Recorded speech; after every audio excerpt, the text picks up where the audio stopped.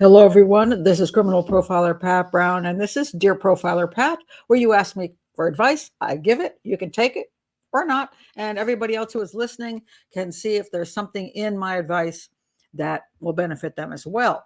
I always expand a lot on what I'm actually talking about, that simple question to a little bit larger question, so that it is important to more people, because I feel that's more helpful. And so if you want to have me answer one of your questions, please do. Send me an email at profilerpatbrown@gmail.com and put in the subject line, Dear Profiler Pat. I will keep you anonymous. I always do.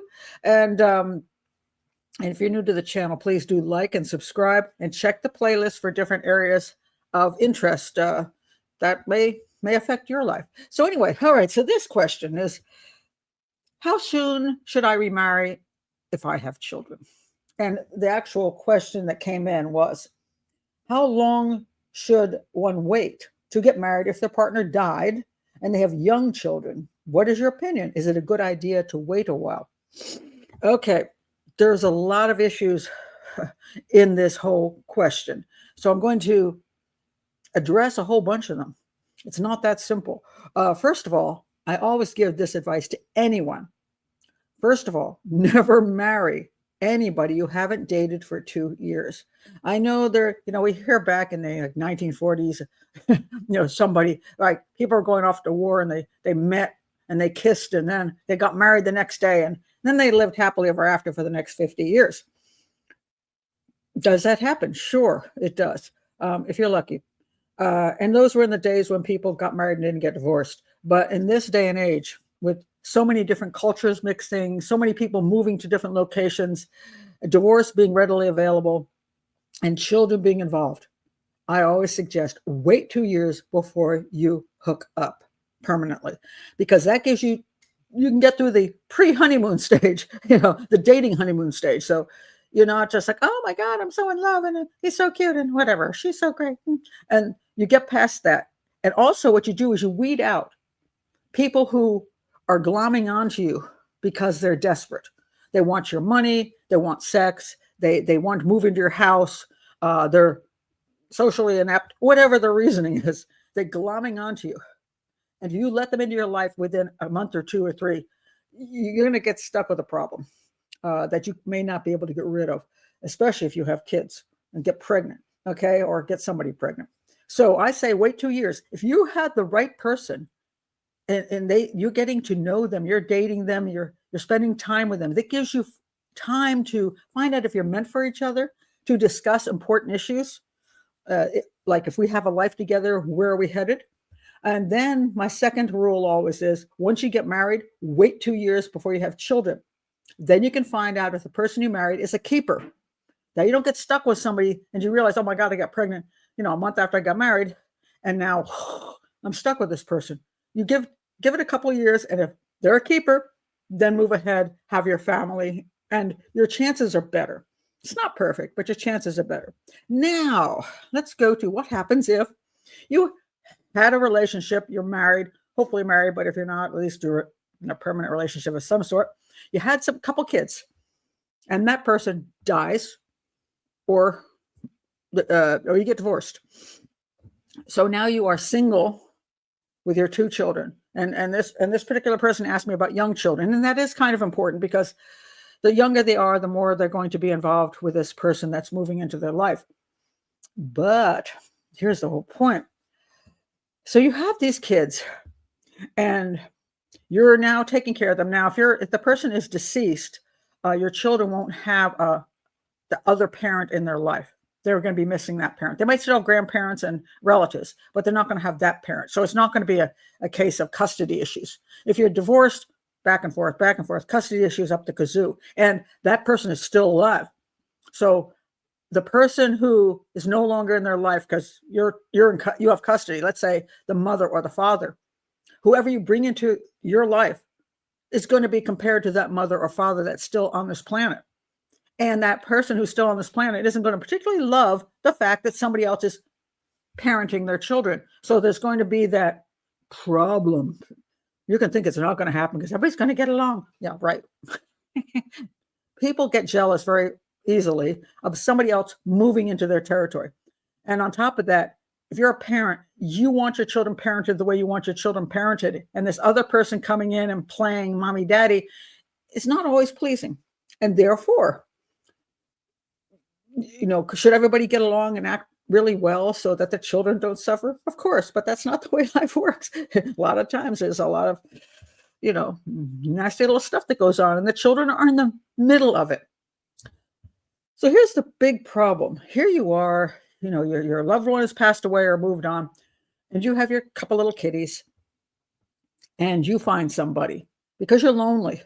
Because it's not, you thought you were going to be with this person forever, and no, they're not there. And now you're alone. You don't have companionship. Maybe you don't have much sex. You don't have anybody to help you. So you run into this person and you're like, oh my God, that person's wonderful.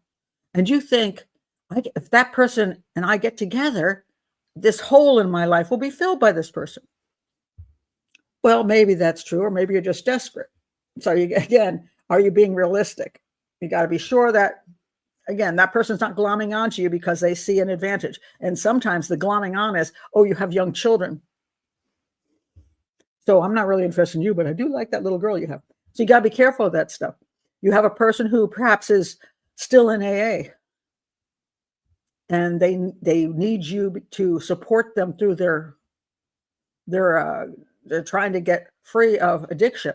Same thing with NA. I've seen people who meet in NA and AA and they hook up really quickly. And you're dealing with a person who hasn't got their own life together. You want to make sure whoever you bring into your home around your kids already has their life together. As a matter of fact, you should have your life together. But if you're going to bring them in, you want that they are not an addict. If they've been an addict, they have been clean for 2 to 3 years, at least. You want that they have a job. You want that they have their own income. You want them not to need to move into your house.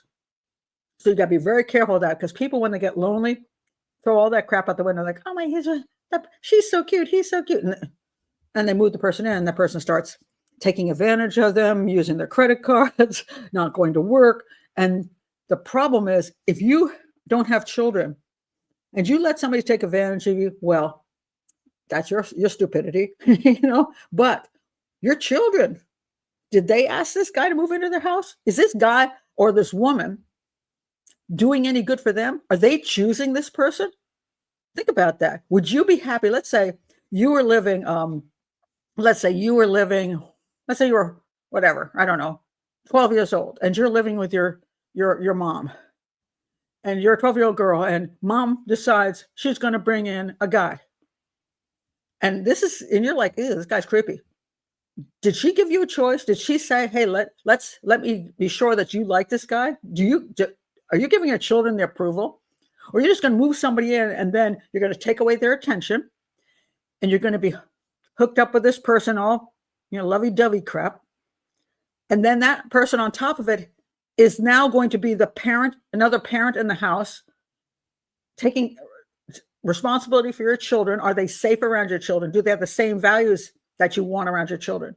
Do your children want to respect that person as a parent?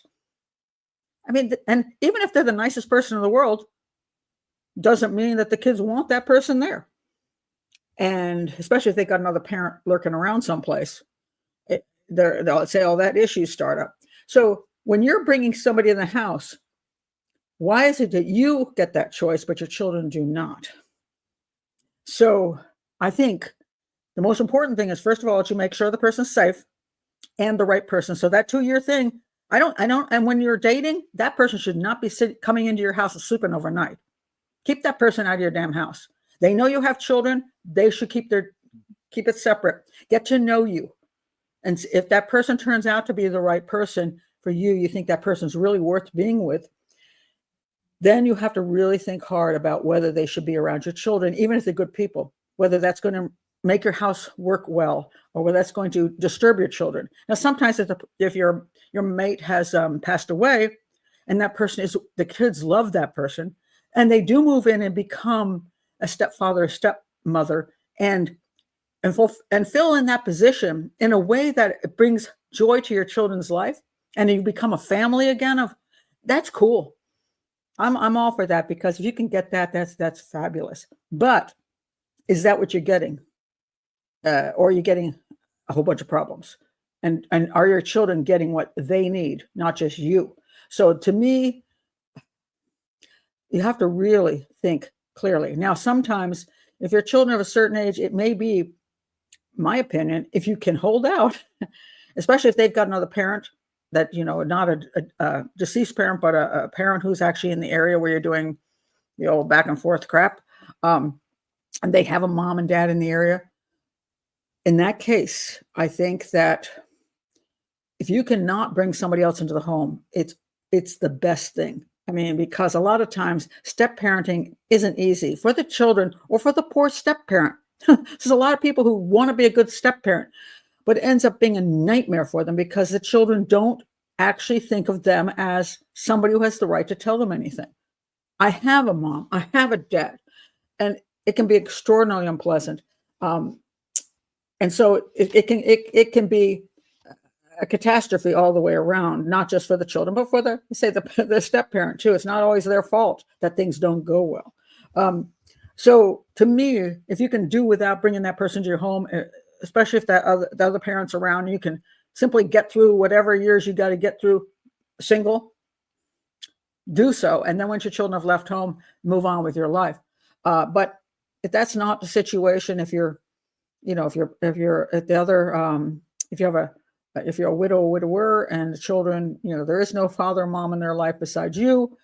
And after a while, you've met somebody wonderful and you think, well, and you've given it the time and you think that they'll be a blessing to your home, and the children like that person, make sure that the children get to know the person so you can even see if that person likes kids and your kids like that person.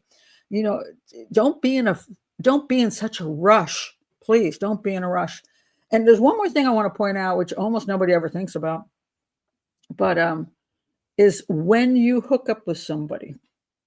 We always think about somebody coming into our house with our kids, but a lot of times they have kids too. So they're going to be a step parent. You're going to be a step parent too. Now you got their kids. Their kids are coming over on the weekends. Let's say, for example. So your kids show up on the weekends. The other person's kid shows up on the weekends, and your kids don't like his or her kids. Now you got this issue that you got kids that are not happy with each other, and then you have to be a step parent too. What if you're doing 1 week on, 1 week off? Oh my God, that can be a nightmare. So just because, it's all about somebody coming into my kid's life. Well, no, you might be in somebody else's kid's life too. So that's a whole other issue. And one final thing on this. If you hook up with somebody, and I'll give you an example. When I was a teenager, I had a friend. I think she was about 13 at the time. And if I correctly remember, and I might be making this up slightly, but I know she had a lot of people in her. She had a lot of brothers and sisters. I think it was 5 or 6. So let me just say, mom and 6 children. Okay. And what had happened was the father had been in a small plane crash after the 6th child was born. And then this woman had to raise her children by herself. And so she did, and did a fine job. And she was a Seventh-day Adventist, I believe. And she was not running around dating and bringing in men to her kids' lives. She was very much of a straight arrow and focused on being a good mother and raising the children well. And she was excellent at it. Well, in church, she met a gentleman who had 6 children. So like cheaper by the dozen thing. He had a bunch of kids and his wife had died. And they were very, they got to know each other through the church and they started liking each other. But they were both very concerned about the fact that each one of them had a little herd of children, put all together, a crap load of kids. And then the question was, are my kids going to like you? Are my kids going to like your kids? There's a lot of them. And are your kids going to like me? Or your kids going to like my kids? I mean, there was a whole bunch of stuff. So they took their time to get to know each other. And finally, all the children gave their blessing to this marriage because all the children liked both the mom and the dad that they were going to have. It was just a wonderful thing. And so they got married. all the children at attendance, beautiful wedding. And he died on the wedding night, had a heart attack. Not what you expect for a happy ending. It wasn't a happy ending. But what was the issue here was now she had 12 children to take care of and raise, not 6. I don't think she saw that one coming. So, and I lost touch with my friend, over the years, and I really don't know what happened with the family. She was a wonderful woman. Hopefully she got help somehow. And the children, maybe his 6 children were lucky because they got a mom in the deal. But she ended up with quite a job on her hands. So when you're getting into these relationships, you have to understand that you're taking on not only your life, but the life that comes with the person you're moving in. And that can be everything from their baggage to their children, to their money issues, to their health issues. And you're going to get stuck with that, along with taking care of your children, making sure they're okay. So it's, I'm not downing people who fall in love, and maybe you just found the right person. And you're like, oh my God, I'm so freaking lucky. And I don't want to wait 10 years to be with this person. And my kids like this person. So, I see no reason why we can't be a family. Maybe that's true. And if that happens, that's grand. All I'm going to say is take a step back if you're in this situation and think about it, because it's a minefield a lot of times for all the different issues that you step on the wrong thing, it blows up on you. Now, life is not perfect. No matter what you do, no matter how careful you are, life can blow up on you. You just never know. You could marry, the person of your dreams, and you have 2 beautiful children, a girl and a boy, and then that person of your dreams has a motorcycle accident and ends up paraplegic. Oh, didn't see that coming. Those kind of things happen. A person gets, get horrible illness, cancer, whatever they're going to get, and you have to plow through those times. You can lose a child. You can lose jobs. I mean, all kinds of things happen in life. We don't have carefree lives in the sense that, you just think everything's going to fall right in line perfectly like a fairy tale. It doesn't work that way. Sometimes we get lucky. Some people do, and you're like, dang, that's pretty awesome. They married their childhood sweetheart. They had beautiful children. They both had great money, and they're still married. And 50 years later, they're still happily married. They die in each other's arms at 90. Well, isn't that wonderful? We shouldn't be angry that somebody else gets to have a beautiful life like that. Now, mind you, it doesn't mean their life was perfect. They probably had the stuff that we don't know that they went through, that they had to deal with, because a lot of times we don't see that part. But when you're making a choice of who you're marrying, and when you're having children, and who you're bringing into your children's lives, this is an important job for you as a parent, that you shouldn't take these things just carelessly. A lot of people, even when they marry, they don't even sit down and have the proper conversations like, do we want children? And if we have children, how are we going to raise them? What religion are we going to raise them? Where are we going to raise them? You have to have these discussions, and you have to be sure that everybody's being honest, because it's not so fun after the fact. You get married and then you're like, oh, I'm looking forward to getting pregnant. Oh, I don't want a kid. Oh, really? What about I wanted children? Oh, I don't want them. What, you don't discuss these things. You get married because it's fun especially when you're younger. You tend to not be so obsessed with specific things. Like if you were born in a certain religion, you might just go, oh, I don't really care. But once you're married and you have kids, you're like, I want them to be that religion. And now you got 2 people of 2 very different religions, or one's very, very, very much religious, the other one's totally atheistic. You run into these issues, and how you want to raise the kids. What kind of lifestyle do you want them to have? What do you believe in, and what do you not believe in? So these things are so important, and they're important before you get married and before you have children. But if you've already had the kids and life has moved on, and you're not even with the same partner, you're going to make the decision again Don't screw it up. If you screwed it up the first time, please don't screw it up twice. And if you got lucky the first time and it was great and it was just an unfortunate thing that you lost that mate, don't just jump into something because you're lonely, because you just want somebody in your life, because your children, that's not their choice necessarily. So you're making that choice for them. If you're going to make that choice for them to bring somebody, an adult, into their life where they're going to have to live with that adult and live with that adult's behaviors and everything else that comes with that adult, you better damn well be sure you don't bring in some pervert or somebody who's got drug problems or somebody who's going to take, destroy your whole life, destroy their lives. You got to make sure you don't do that just because you're lonely. And it's tough being alone. I mean, it is. It's tough being lonely, and especially when you're younger. You want to have that. You want to be in love. People like sex. They want to have romance. They want to make love. They want to do all those things. And so it's hard for a younger person, a person younger than me, in their 20s, 30s, 40s, to put that aside and just say, okay, I'll wait it out. I got my kids here. I'll just wait it out. Not so easy. But so I respect that. I understand that. But be careful, because you may need these things, but more than anything, your children need you, and your children need you not to screw up.